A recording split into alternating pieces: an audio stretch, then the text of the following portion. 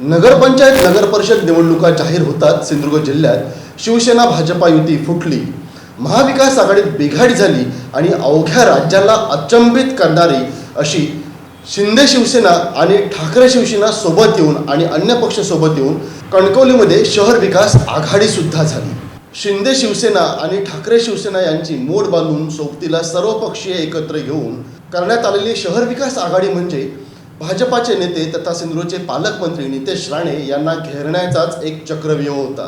पण विरोधकांचा हा चक्रव्यूह भेदून सिंधुदुर्ग जिल्ह्यातील कणकवली नगरपंचायतसह अन्य 3 नगरपरिषदा जिंकण्याचे लक्ष्य ठेवलेल्या नितेश राणे यांनी वेगळेच डावपेच आखले आणि त्या डावपेचांसमोर त्यांचे विरोधक हतबल झाले.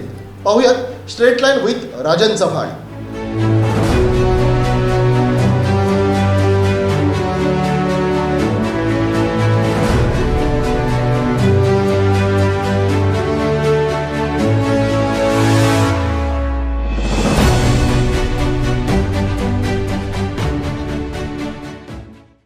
सिंधुदुर्ग जिल्ह्यात सुरू असलेल्या नगरपंचायत आणि नगरपरिषदांच्या निवडणुकांचा प्रचार आता अगदी अंतिम टप्प्यात आहे.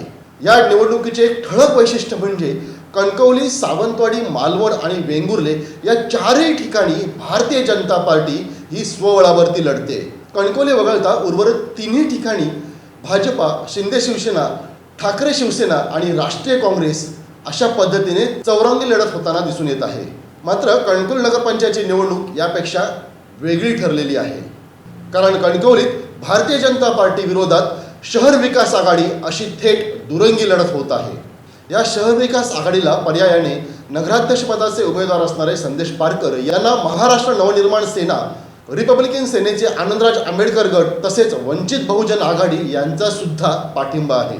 या शहर विकास आघाडीचं ध्येय एकच आहे, ते म्हणजे कणकवली नगरपंचायतमध्ये भारतीय जनता पार्टीला आणि पर्यायाने पालकमंत्री नितेश राणे यांची सत्ता येण्यापासून रोखणं. कणकवलीत भाजपा विरोधात सर्वपक्षीयांची मोड बांधून शहर विकास आघाडीच्या माध्यमातून नितेश राणे यांना टार्गेट करणे, नितेश राणे यांना कणकवली शहरातच जखडून ठेवणे, जेणेकरून मालवण, वेंगुर्ले आणि सावंतवाडी या शहरामध्ये ते जातीनिशी लक्ष घालू शकणार नाहीत. हाच राजकीय उद्देश शहर विकास आघाडीचे जनक असलेल्या नेत्यांचा होता, हे अगदी उघड आहे. एक प्रकारे नितेश राणे यांना कणकवलीमध्ये चक्रव्यूहात गाठणे हीच राजकीय खेळी यामागे होती. मात्र विरोधकांच्या रणनीतीला पुरून उरलेल्या नितेश राणे यांनी कणकवलीत त्यांच्या विरोधकांनी रचलेला चक्रव्यूह नुसता भेदलाच नाही तर उद्ध्वस्त करून टाकलाय. नगरपंचायत निवडणुकीच्या मतदानाला अवघे 3 दिवस शिल्लक असताना कणकवली शहराचा जर कानोसा घेतला तर भाजपाच्याच बाजूने कणकवलीकरांचा कौल झुकल्याचे आता स्पष्ट होऊ लागलं आहे. नितेश राणे यांनी कणकवली नगरपंचायतसाठी केलेले परफेक्ट नियोजन, कार्यकर्त्यांची उभारलेली फळी, वोटर टू वोटर डायरेक्ट केलेला संपर्क, मतदारांसोबत संवाद मेळावे घेऊन त्यांना नेमका कोणता विकास हवा आहे, बदलत्या स्थितीनुसार त्यांच्या नेमक्या आता कोणत्या समस्या आहेत आणि त्यावरती काय उपाययोजना करता येतील, ह्या संवादात्मक चर्चेमधूनच मतदारांना विश्वास दिला की होय, भाजपा तुमच्या सोबत आहे.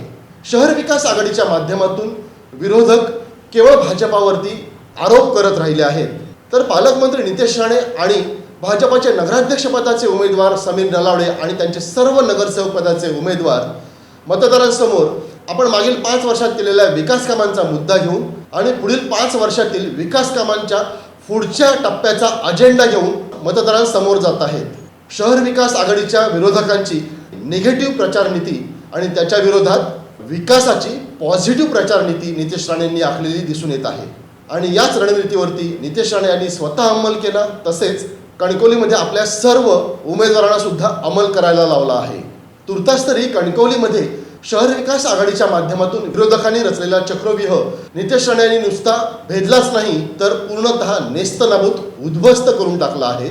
आणि त्याही पुढे जाऊन विरोधकांचे प्राबल्य असलेले त्यांचे बालेकिल्ले जिंकून विरोधकांना पर्यायाने शहर विकास आघाडीला क्लीन स्वीप देण्याचेच डावपेच नितेश राणे यांनी आखलेले आहेत. नितेश राणे यांच्या डावपेचांमध्ये कणकवली शहरातील स्वतःचे बालेकिल्ले असलेले प्रभाग राखण्यात शहर विकास आघाडीचे उमेदवार यशस्वी ठरतात की नितेश राणेंच्या क्लीन स्वीपमध्ये अक्षरशः वाहून जातात, हे 3 डिसेंबर रोजी निकाला दिवशी समजेल.